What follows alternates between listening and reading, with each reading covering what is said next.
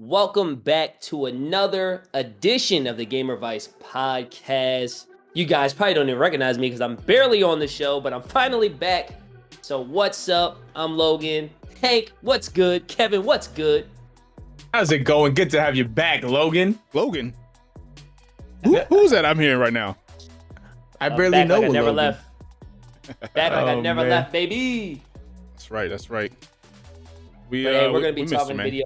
Oh! See, look, the flow's all off. I haven't been here in a while. I'm sorry, guys. I'm sorry. I'm just I'm saying. like hijacking this show. I'm just saying. We missed you. That's all I'm saying. Continue, We did. please. Hey. I miss you guys too. But we're gonna be talking about video games because that's what we do best. We're gonna be talking a little bit about the May release schedule. Are there any games you guys are looking forward to? Are there any games that I'm looking forward to? There seem to be some weird releases, which one in particular that I want to talk about. But you know, I guess the best place to really start with, like when you guys are looking at what's coming down the pipeline, what are you excited about this month? What game are you guys most looking forward to playing? Go ahead, Kevin Crunky. started off. Oh, you want me to Oh, start? okay? You see? Okay, Look, yeah, look, go, son. look. We We don't throwing even know. everything off now. We don't even know how The to whole do dynamic. podcast no more. all right. I'll start. I'll start only because I don't really play Switch that much. I'm going to leave the obvious one to someone else. I'm gonna say I really want to try RedFall right now. RedFall comes out as of this recording. It comes out tomorrow. Co-op, vampire themed. It kind of gives off like a Left 4 Dead or Back 4 Blood type of vibe. I've heard positives and negatives on both. I've heard both ends on as to what kind of game came out and the performance of it. So it's gonna be really interesting to see. I'm really excited actually just to play with some friends, man. That's the whole thing with those types of games. Co-op, 4-player, just run through and survive, and that's the type of game it is, and that's what I'm looking forward to the most. Totally, man. Okay. Totally. Hank, how about you, man? You looking forward to RedFall? I mean, I was just gonna piggyback off of Redfall. We could talk about another game in a second. But yeah, as far as Redfall goes, another great thing, Xbox Game Pass. You know, I'm not gonna have to worry about dishing out money specifically towards that game. Obviously, I pay for Game Pass. All right, we're not gonna say we don't pay for Game Pass. But no, I agree. For a game that I don't gotta drop a single dollar for directly to drop in and play a game like that, you know, all I'm thinking in my head is just like you kind of said, Left 4 Dead type vibe. I'm thinking zombies COD, like it's survival, and instead of zombie apocalypse, we get a vampire apocalypse. I'm curious to see. It is. What's the developer's name right now? It's not coming to my head right now. Arcane Studios. That's the Arcane Studio, Arcane, you know. yeah. So these guys Dishonored and the wonderful Deathloop that I gotta finish. Is that the name of the game? Yeah. Jesus Christ. Yeah. The wonderful Deathloop that I have to finish is not the name of the game. Not so but wonderful nah. that you remember. Right? Yeah. Nah, I just wanted to make sure. Nah, I do gotta beat it. I was probably like 80% done with that game. No. If it's first person, so I feel like a little bit of the gameplay I saw kind of reminded me of, like the mechanic, the movement. I don't know if they kind of took from Deathloop how at least the first person mechanics of it is. Obviously, I know it's a completely different game. I know it's different gun mechanics and all that, but at least from the view and the graphical like look of the first person. So I'm excited for it. We'll see. On a scale of reviews, how we talked about reviews, I feel like it's gonna end up getting like a 6.5. Yeah. And you know what? That's fine, because that's not gonna sway me from wanting to play with a group of friends. That's, for me, that type of game thrives on having a group of people play with it, Yeah. and then it's just having fun with with their buddies. So Moving forward to a Yeah. game that I am kind of excited for because I kind of forgot about it. Lego 2K Drive. Looks interesting enough. And when I say I'm excited about it, a game that probably gets somewhere between 5 to 10 hours of my time. And then I'll probably be done with it. But it looks like fresh, new fun where it's like, yeah, this is cool. But who knows? Maybe I get shocked even more. Maybe I end up putting more time into it. But that also looks like a fun game to pick up and play with friends. Question is, am I dishing the money out for it? So I don't know if that's a Game Pass game or not. We have to do some digging, but I don't think it is. I was about to say, But that seems like yeah, what do you think, prime- Lolo? I was gonna say that seems like a prime Game Pass title right there. You know what I mean? Like I don't know, Yeah. man. I just feel like nowadays every game I hear, I'm just like, is it on Game Pass though? You know what I mean? Like I feel like so much has come to Game Pass. It's like I mean the best value in gaming. You know, we used to say that all the time, and it still rings true. And it's like I've been reluctant lately to buy. Like I gotta really be a fan of the studio or really believe in like the pitch, the elevator pitch, or like the trailers and things to really want to dish out money for games because Game Pass is just such a great deal that it's like it's made it hard. You know what I mean? It's made it hard to want to buy games when Game Pass is as good as it is. Like a game like Lego 2K Drive, I'm going to be honest with you. I heard the first time I heard about that was about 38 seconds ago when you said it. But like that's a Mhm. game I would totally try if it was on Game Pass. Like why not? Absolutely. Sounds like a good time with some friends for even if it's just a couple hours. Bet. Same with Redfall. Like Redfall is a game that I've been super excited for, but not so much so that if it wasn't on Game Pass, I'd be ready to drop $70 on it. You know Mm, what I mean? And like yeah. that's no disrespect to the people who worked super hard to make it, but it's just like I feel like where we are with games and subscription services, like you gotta really, really bring it to get people to want to buy a copy of your game. Um, for example, like Legend of Zelda, which is dropping this month. Like that's a game Right. that I'm not even the biggest Zelda fan. Like I played some of Breath of the Wild, never finished it, but like even not finishing that game, I'm prepared to drop $70 on the new Legend of Zelda. You know what I mean? Just because I already know I'm like that game's gonna be incredible and it's gonna be worth $70. Right. Redfall, I'm probably just not. I don't want to say I'm just as excited for, but like I'm really excited for Redfall. Like I want to play that game really, really bad, but no way I would pay $70 for it. Yeah. Right. Yeah. It. And I'm looking at 2K Drive here and it's saying 69.99. Like they're really selling that game. I don't know how it's not on Game Pass or PlayStation Plus Play. That's got it. That's like that screams subscription access game to me. You know what it is Um too. It's like these games aren't. I hate to say this because it sounds so negative, but I'm sure you guys understand what I'm saying. Like these games are nothing special. They're not. They're not. They're not a niche where you're like, okay, I gotta buy this game because if not, then where am I gonna get this type of game anywhere else? Like yeah. it's like COD. Okay, we all harp on COD, but COD drops.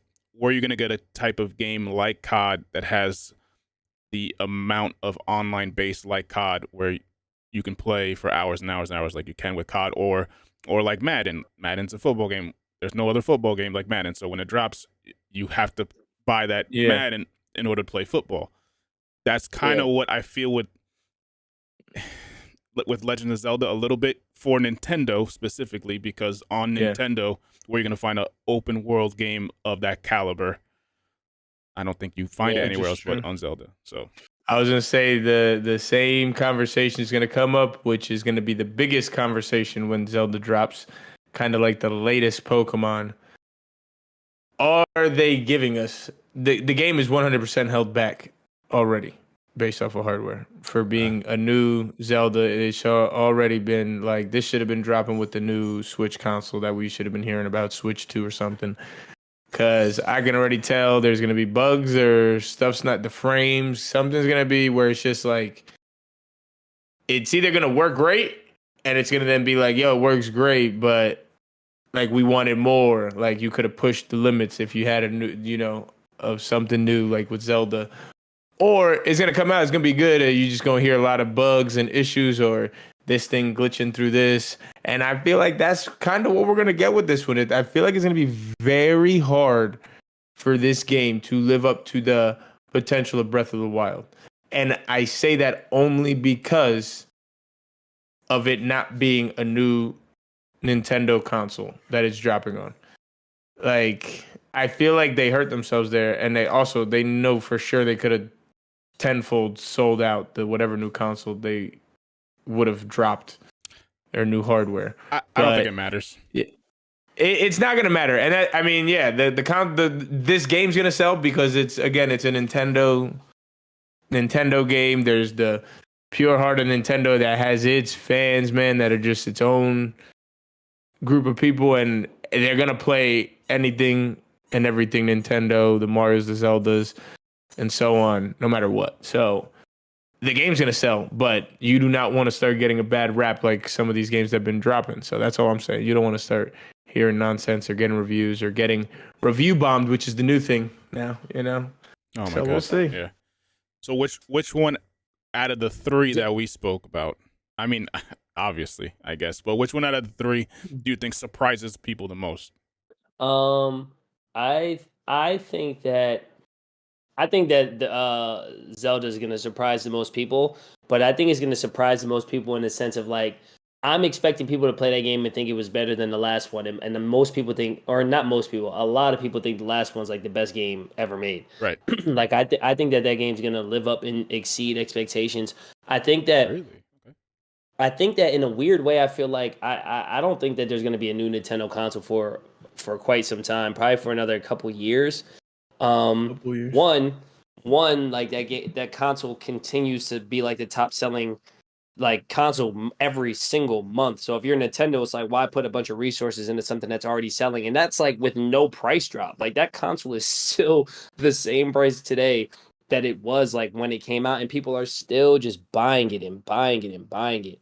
And I think that uh considering how long it took for them to make this new game, I think if there was a new console down the pipeline, they would have waited. Like, what's another year? You know what I mean? Like, what's another 6 months if that console was going to be coming this holiday season, or what's another year if it was going to drop, next March or April, like the original console I think dropped in March all those years ago.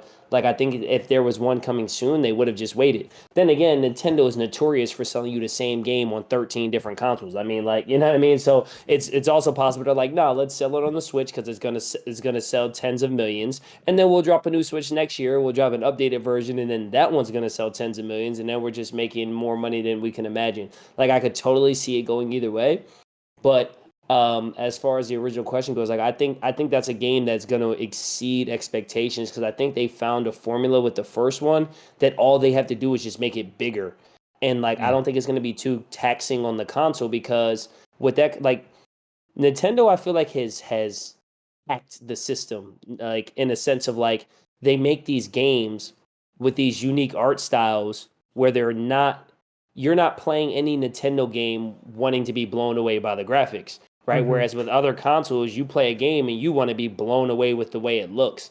Nintendo's like, no, listen, like we already know we're selling an underpowered console. We're not trying to compete with those other consoles and the power. We're just gonna make a really cool game. And I think that community, I think if you're a Nintendo fan, like you've accepted that, and it doesn't have to be the most powerful game. It doesn't have to run at 60 frames. Like it just has to be fun and cool. And I think that game is going to be fun and cool. And I think if you get just bigger Breath of the Wild, people are going to be like, this is a 10 out of 10 best game we've ever played. You sure? I mean, it kind of sucks though that all you have to do is bring Breath of the Wild and just make a bigger map, and people are gonna. I don't know. To me, I get exactly what you're saying. I feel like we're exactly giving it too much. Yeah, I can hear what he's saying, and then I'm come from the thing like I think we're giving people too much credit. I mean, Nintendo does have its own more tame sense of gamers, I guess, that are okay with everything Nintendo's been giving them. But I don't know. I do think Zelda's gonna surprise in the opposite way. I have a feeling something's not gonna necessarily go wrong per se, but it's not gonna be as smooth as the Breath of the Wild. I don't think it's gonna be that hyped. I think it has the hype of that because exactly it's finally the next one after that biggest game. So I do think expectations are through the roof. I do think it'll still be a great game, but I think there's going to be issues with it again. And you allude to the fact that graphics. I'm not saying people expect crazy graphics. I'm just still saying mechanics wise that things they can throw into the game or things like that that can lead to, broken gameplay. And maybe they have some issues, but again, it is Nintendo.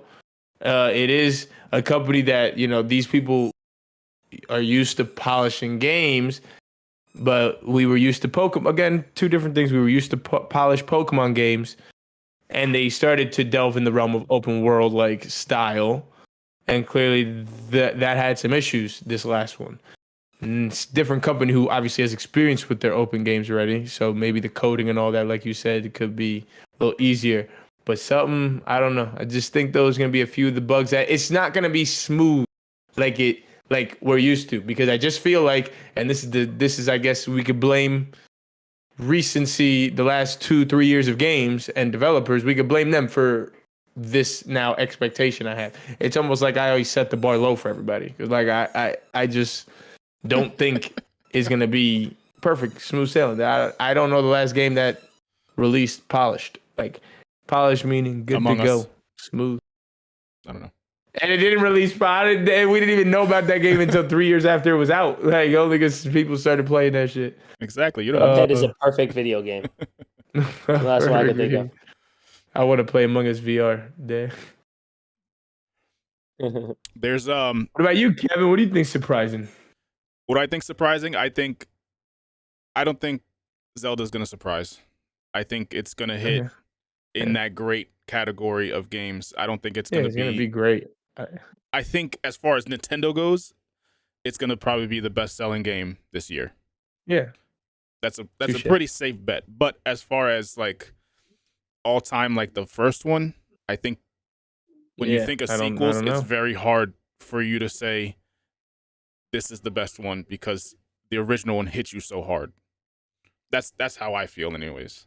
So when it comes out, people are gonna be like, wow, this is really great. But they're not gonna have that same feeling as the Zelda Breath of the Wild, because that was the first time experiencing that Zelda open world type of game on the Switch. But I'm hoping, you know what? It's tough, man, because I don't like it's like what you said. It's hard having faith in developers now. And Nintendo has a track record of putting out consistent games. I'll give them that. Yeah. Back to your points, though, I think if there was going to be a Switch 2 or whatever the Switch sequel, this would be the type of game that they would reserve it to come out with. So the fact that they're not doing that tells me that they don't have it in the pipeline for a while. Kind of to like Logan's point, like if they really had it, you either make sure that it comes out at this time, or you hold off Zelda until November, December, when you think it's Switch 2 is going to come out, and then you put it together, and that sells like hotcakes, right? Totally. So I do agree. Zelda and Mario are the type of games that you hold off your console if you're Nintendo. So.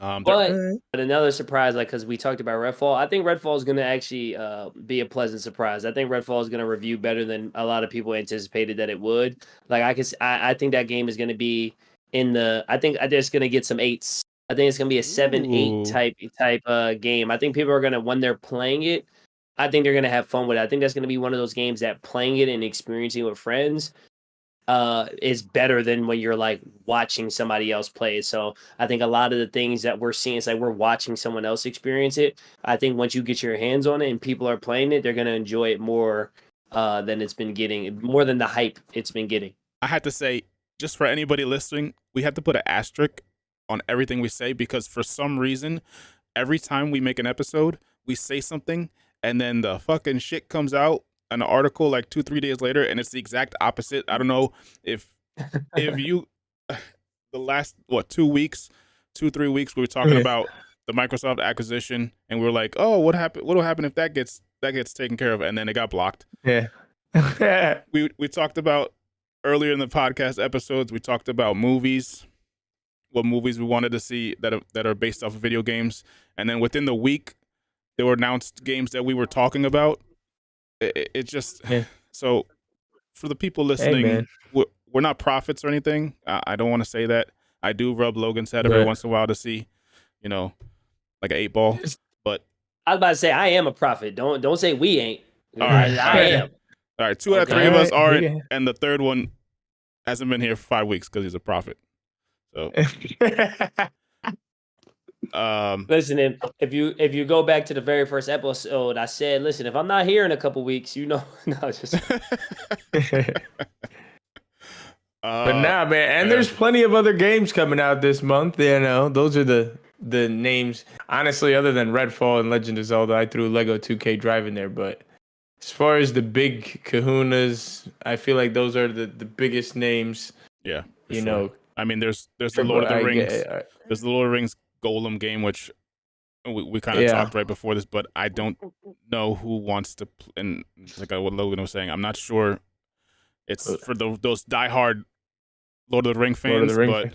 Hey man, if you in the comments, drop in the comments right there if you ready for that Lord of the Rings Golem, all right? Because I don't know. I'm not gonna sit here and act like I've watched all the Lord of the Rings movies.